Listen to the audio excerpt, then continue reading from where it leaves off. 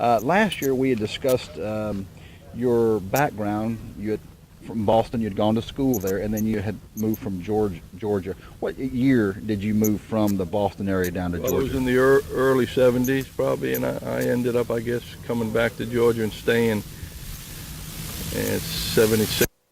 76. So I've been there for a while now. And you had gone to college up there, and you have a tournament up there, and still up in the Boston area. Yeah. I went to Norwich University. It's in Vermont, and I played hockey for them, and each year I do a fundraiser for the hockey team. Still do that? Oh yeah, we still do it. Yeah.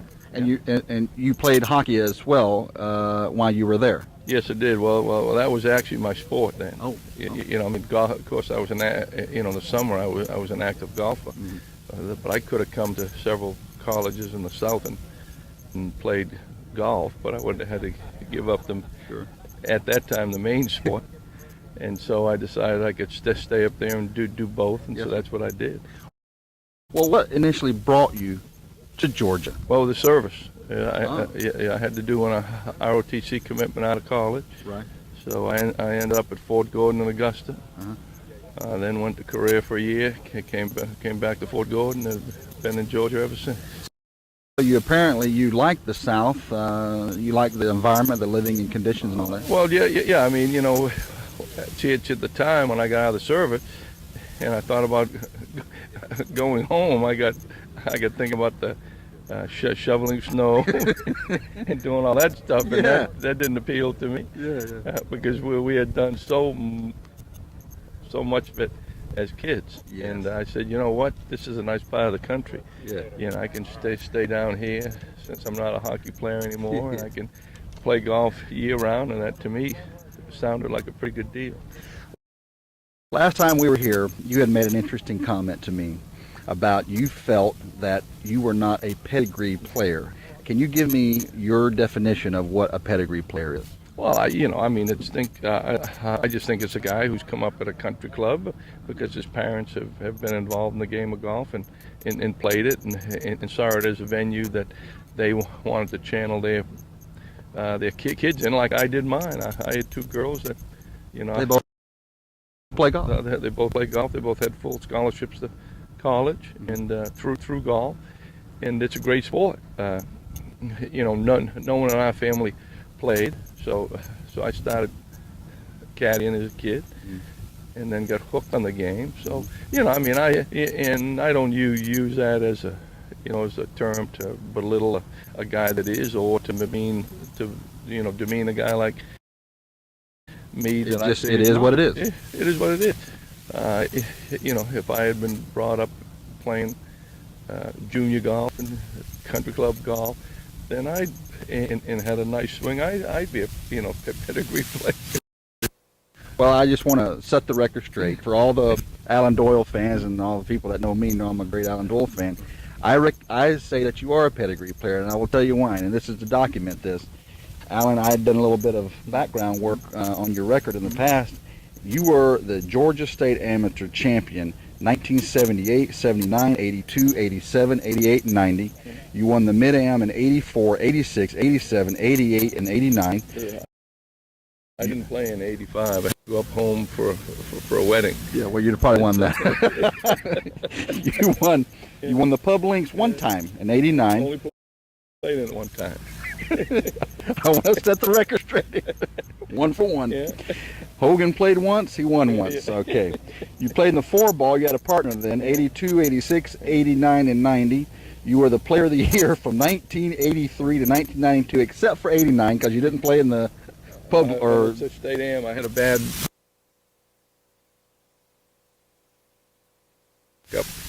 team, and it was in Atlanta, and I couldn't play because I had back problems. So I didn't get in the state am or play in the mid-am or any state tournament. So let's make one other distinction. You won the Sonny Hanna 89, 90, 92, 94, and you beat Tiger Woods, who is the reigning junior U.S. champion, by 17 shots. Yeah, well, that's the year I beat the field by 13 shots. I was 14 under that year. I think Justin Leonard finished second. He was one under, and so I had a lot of success at Sonny Hanna. Well, And this brings me to my next line of questioning is, how can a 45-year-old man at the time beat Tiger? How is it possible that you could beat Tiger Woods, the junior? I mean, his length on the tee, he's longer then than he is now. Well, no, he really, he really was not. It was, when I say it was easy beating him, in the Sunnyhan or in the Northeast, it's in the Porter Cup, they always had the elite field of amateur golfers, and Mickelson played in all of those, Duvall, Leonard, you name them, any of those college kids were playing in those tournaments, and I beat them like a drum every year. Well, what I attribute it to, of course, I was playing great, but I had one year Phil said to me, when you going to get up there for practice round? And I said, well, I'm going to get there whatever time it was. And sure enough, I get there and he's waiting on me because I had won it 2 or 3 times. He knew I knew the golf course. So we get to and it's a beautiful old golf course. So my Sunnyhan. Greens lightning fast, just an unbelievable test of golf. And so we get to the 4th hole, which is a par 3, and it's about 190, and the green sits tilted from left to right. Right. And so I said, look, whatever you do here, you just aim at the flag, it'll go into the right, you 2-putt for your par, and you get out of here. Right. I said, don't ever go at the pin and leave it left of the hole. Right. So he nods his head. Well, it turns out their schedule of events, we play 36 holes on Saturday, and we don't repair because you can't because of the size of the field. Yes, sir. So you play with the same group for all 36 holes, and I drew he and Jay Siegel on Saturday. So in the morning, we get a little right pin. I hit first. I hit at the pin that goes into the right fringe, 25 feet below it. He kind of hits it out to the left and wants it to tumble on down right, and it kind of stops about 12 feet above the hole. So I putt up like this. I tap in, lightning fast greens. He putts to where I was, and he 2-putt for his bogey. So in the afternoon, of course they've changed the pin, but the green is still what it is. So he's, I guess, then again I hit first. Goes 30 feet right of the hole. Right. He is starting that ball out a little left and trying to spin it on down. It stays up about 12 feet. I put up foot, I tap in. He putts again to where I was. 2 putts up for par. So we're going to the next tee. And I said, what did I tell you on Tuesday? Right. I said, don't hit that ball left of this hole, and you do it twice and you make 4 twice. So I think I called him a big dummy. And but at a course like that, and a lot of those courses were like that. They were old-timey courses, maybe where length didn't play as much of a factor as it does now. As management. His management, his placing the ball, and his when I called him a big dummy, his reaction was, well, I was trying to hit it close, and and I said, well, there are only about 12 of these holes that you can try to hit it close out here. Right, there are 6 or 8 wherever the pins are that you take par and you get out of there. Well, they're young, strong, and aggressive, and they think they can make birdie on every hole. Yes. So it was pretty routine at those events, that I was competing to win them. Right. And that those guys, when they showed up, maybe didn't appreciate the subtleties of the course, or appreciate that a guy like me could actually hit the shots, all the shots that were needed. And in fact, the year that I won by 13 and played with Tiger on the same 36 holes on Saturday, I think I shot 65, 66, and he shot 71, 73 or something. And he was almost, he said, this is blowing my mind. I don't know how you do it, Yeah. But so I had an advantage for sure, because I had played the courses, and then a little course knowledge and a little bit of better management. Yeah. Well, tell me this now. After 1990, I didn't see anything else happening for you after 90 as far as the amateur ranks. What was going on Well, after actually, after 90 was when I played. I didn't play any state golf. Yeah. But after 90 was when I won probably the majority of my amateur tournaments. I won 2 of the Son of Hannahs. After that, I won a couple of Cardinal amateurs. I won a couple of rice planters. I won a couple of. I think I won the Northeast. After that, I won the Porter Cup in '94, the year before I turned pro. I won the. I think I won the Son of Hannah. I finished second in the Southeast and second in the Northeast. I won the Porter Cup. I won the Cardinal. I won the Rice Planters. I think and the Dogwood was the first year that was reinstated. So that was probably my best year. Why did you stop playing in the Georgia things? Did they ask you to stop playing? Oh no. They probably wished the players wished I stopped playing, which I did. No, it was a combination of things. They had some leadership changes that actually thought it was not fair that I was playing that kind of thing, and so I said, well, I wanted to really concentrate on making I made the Walker Cup in '89, the World Am in '90, and I said, well, you really got to play all those kind of national events to, and I wanted to keep making Walker Cups and World teams, and so I made the Walker Cup in '91, the World Am in '92, the Walker Cup in '93, and the World Am in '94. So, Alan, I want to switch gears with you just a minute because we saw something this weekend was the Masters weekend. We saw a great player who didn't finish the show, on Sunday. You, on the other hand, when you got in contention, you had told me last year, that fairway can be a lonely place. And we saw that at Augusta. That fairway was a lonely place. When you're on a tight situation and the tournament is on the line, what goes on in your mind as far as, is it the mechanics? What is the running dialogue? Well, I mean, I try to revert back to a place that I'm comfortable. When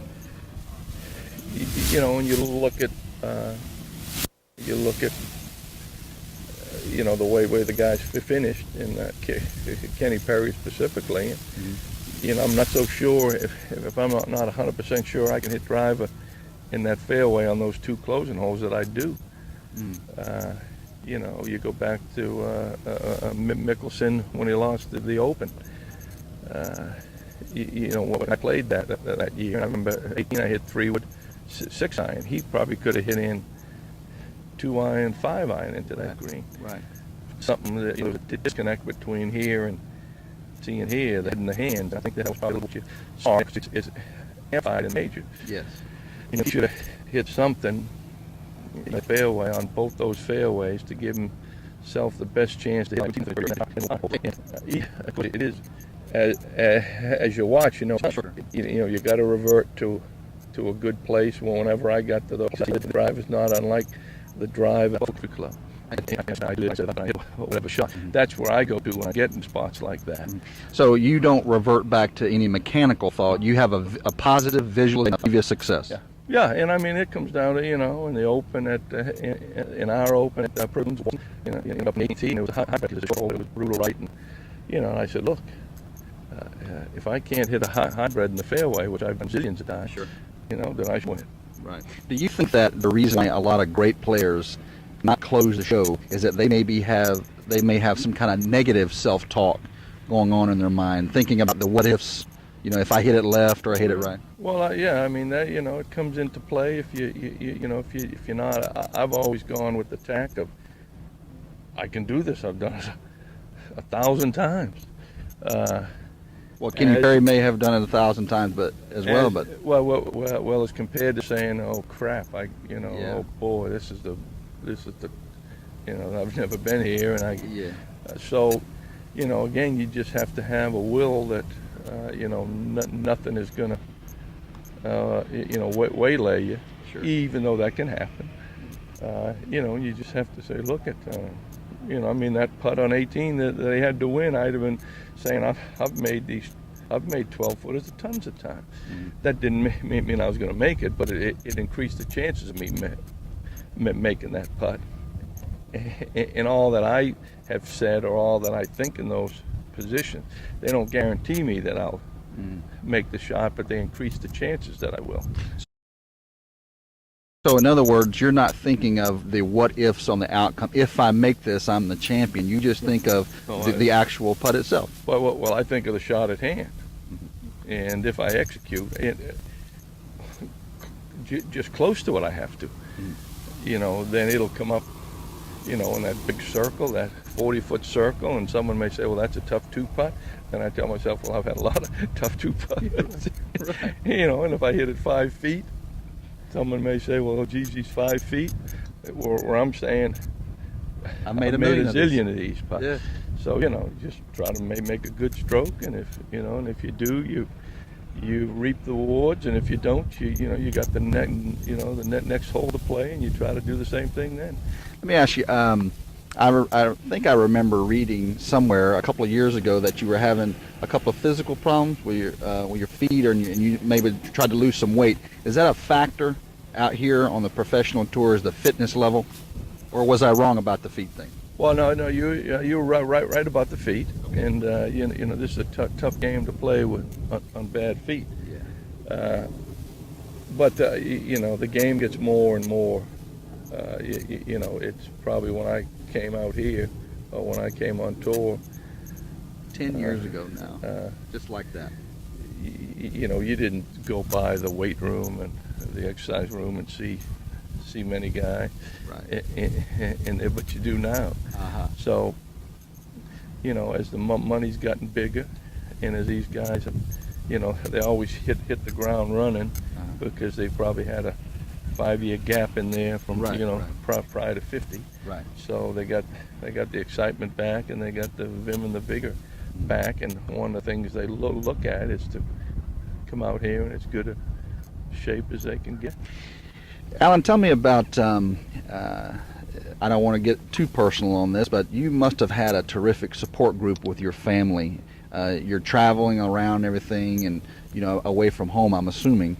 Can you tell me is that an important factor, is to have a support of the wife or the significant other? Well, I mean, it has to be. I mean, it wasn't, and I don't diminish, the support that I had, because it was great. But I didn't turn pro till the girls were in college. I see.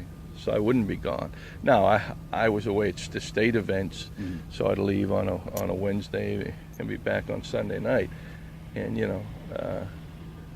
I said in my introduction to the Georgia Golf Hall of Fame, that I had an advantage that maybe others didn't have, is that when I came home from those tournaments,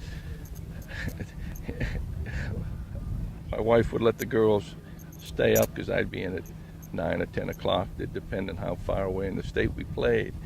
And I said I had an unfair advantage maybe, because they never asked me when I got home what I shot. They always said, "Daddy's home, Daddy's home."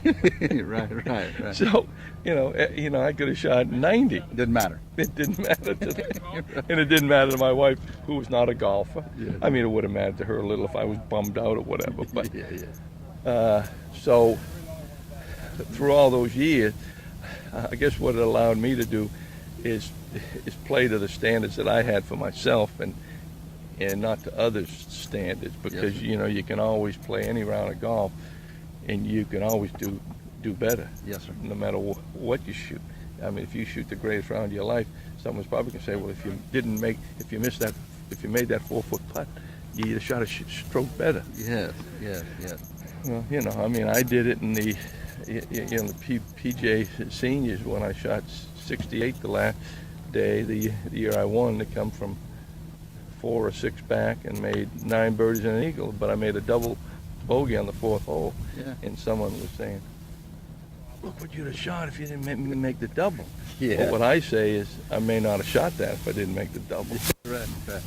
So, I felt I always had an advantage, that I was whether I was a Yankee in the in the South, so I was not totally adopted by a community or a club or I was or I had an aura that kept people at a distance.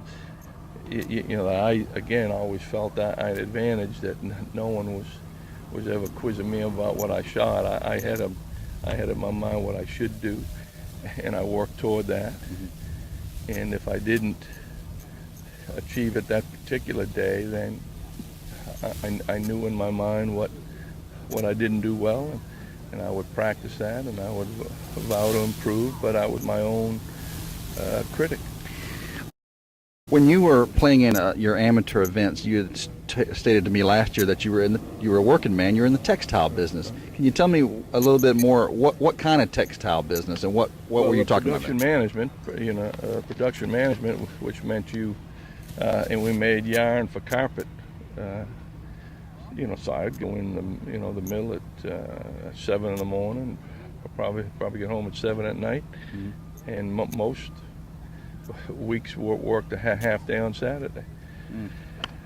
But I made sure I went out on a Wednesday evening and a Friday evening, to practice, that I would, that I got the most out of that practice, and I would spend half my time chipping and putting.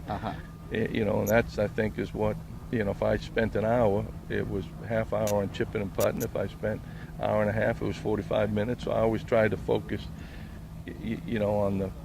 on the most important part of the game, right? Because I figure if I didn't hit it that good, and I still chipped and putted well, that I could score well. Right. Well, it's a fascinating statement, because there are so many myths about how to become a good player. You got to hit 500 balls a day and all that kind of crap. You've just put that myth to rest. You said you practiced just couple days a week, and yet you still had tremendous success. Can you tell us about your practice schedule during those times? Well, it was what I said. I go out Wednesday evening one night, I could, and then Friday evening, and then most of the weekends I could play Saturday and Sunday. And I think you learn. I learned, for instance, that when I normally on a Saturday when I played that first 9, I just couldn't work the ball the way I normally did, and I'd miss greens trying to work it the way I normally did and wanted to, and after a few Saturdays of that, I said, well, the ball's not turning, don't fool with it.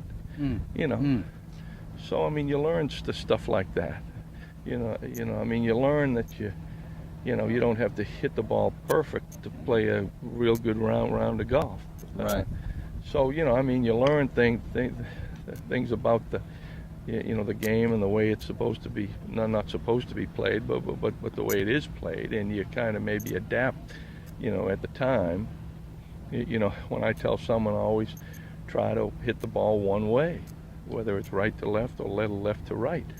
And they say, well, what do you do when you have to, to hit the shot that you don't normally hit? Well, I said, well, I'm not so sure if you ever have to. There would be times if I couldn't cut it that I wouldn't go to a right pin. I'd hit it 30 feet left, and I'd make par. And because what stuck in my mind was always the guys that maybe were similarly challenged would try to do that and make bogey. So I was actually gaining a stroke on a lot of those guys anyway. Right. So it was just learning stuff like that. You seem like your mind is really focused on a lot of the management, a great course manager. You let other people beat themselves, like you talking about with Mickelson. You told the man how to play the course, and then yet he did it his own way anyway. Well, yeah, I think that's right. I think where I've always it isn't. I seldom out birdie people, but they all out bogey me. So net. I'm on the plus side. Yeah. So, and that's the way I've always tried to play. I've always tried to make damn sure I didn't beat myself, and I'd let the other guy, beat himself.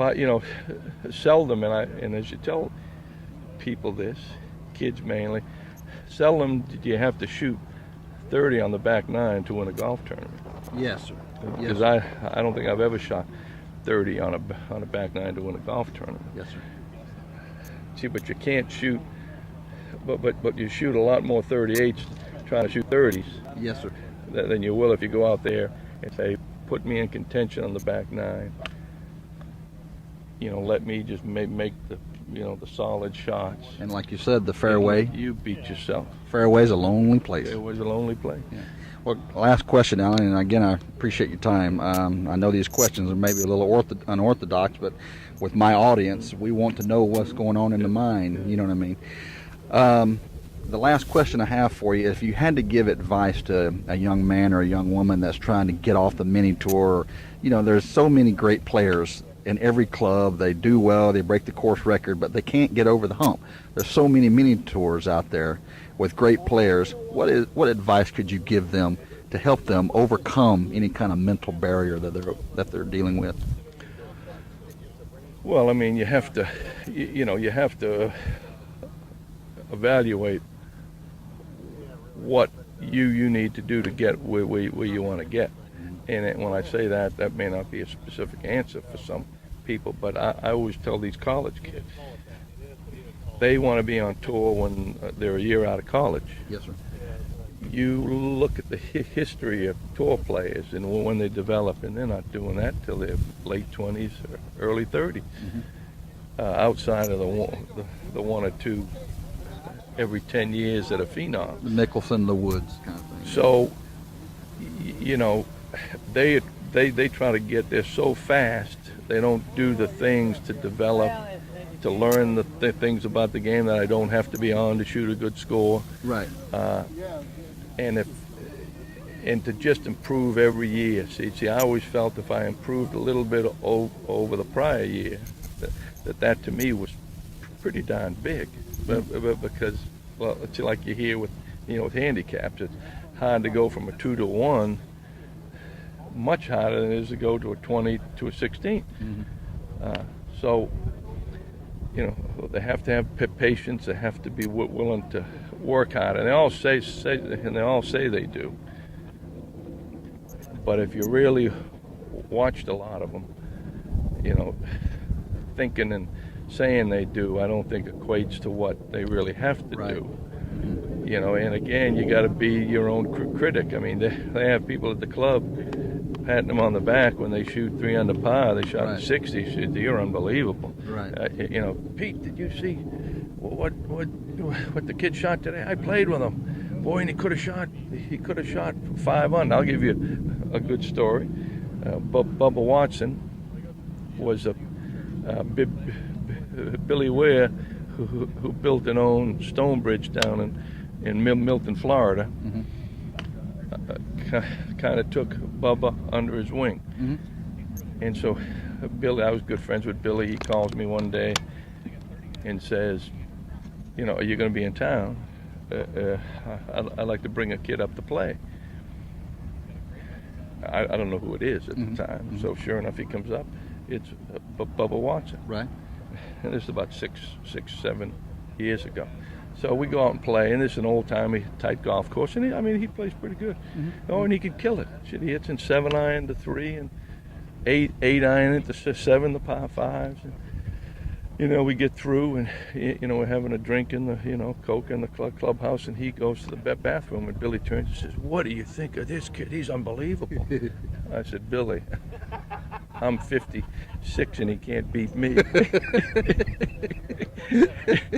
I said, what I'd tell you to tell him is he better marry that chipping and putting green. Yeah.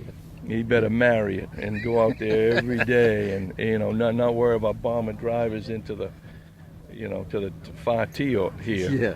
But getting up and down routinely. So that was a kid, and he's done well. I think he took that to heart, not from me specifically, but for probably going out there and seeing what was hurting him. Yes, sir. And then, practicing more and more on the short game. But you have to tell them to be patient. You have to tell them that they got to work harder, than the next guy. Yes, sir. because he's probably working harder than the guy he knows, and that guy's probably working harder than the guy he knows. And so it's, I mean, it's when, when you think, what's that old saying, when you think you practice enough, practice another hour. That's what they have to do, and realize without putting too much pressure on himself that not everybody gets called for this. Well, you had told me that last year, if you think this is a lot of balls, double that up. And if you just won the club championship, don't have any illusions about coming out here, brother. Oh, no, and that's what guys do. This certainly more so than the big tour. Yeah. They go, oh, well, I'm the club champion. I can, and everybody is telling them, one, how good they are, and that he can make it out here. Yeah. And it's just, it's not achievable for. Did you have any input on the changes for the 5? Now there's 5 solid entries, year-round exemptions. Did you? And last year we had talked about it, and you said that they need to change it. They did. Did you think you had any input into that? Well, I didn't. Look, I don't know. I wouldn't.